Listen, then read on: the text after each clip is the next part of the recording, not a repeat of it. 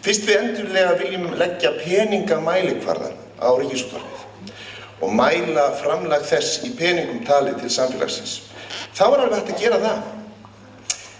Tökum til dæmis bara lítinn þátt eins og Kastljós.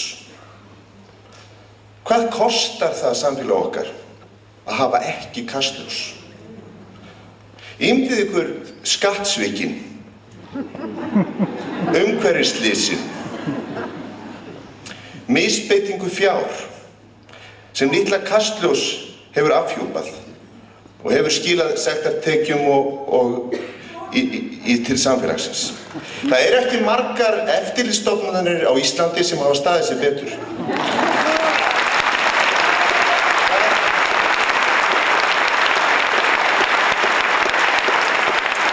Efnahags- og viðskiptanefnd gæti fært þetta inn í Excel-skjalið. Hvað kostar að hafa ekkert eða ónýtt fjórðavald?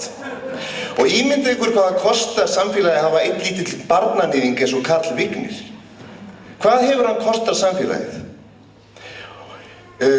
Og enginn af þeim þartilbæru stofnunum, hvorki barnaverndar yfirvöld, barnaheimilin, lögreglan eða heilbrigðiskerfið sem þó tók við fórnarlömbunum, tókst að bregðast við.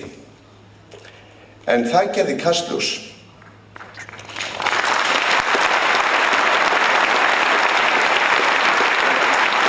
Höfum við efni á því að hafa ekki Kastljós? Nei. Meirihluti þingmanna ósamalegur. Það staðreyndin. Við hefðum kannski átt að vita þetta fyrir kosningar.